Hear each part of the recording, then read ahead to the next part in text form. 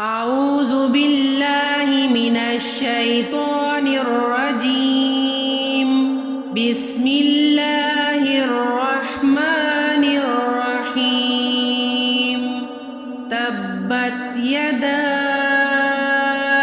أبي لهب وتب ما أغنى عنه ماله وما كسب سيصلى نارا ذات لهب وامرأته حمالة الحطب في جيدها حبل من مسد.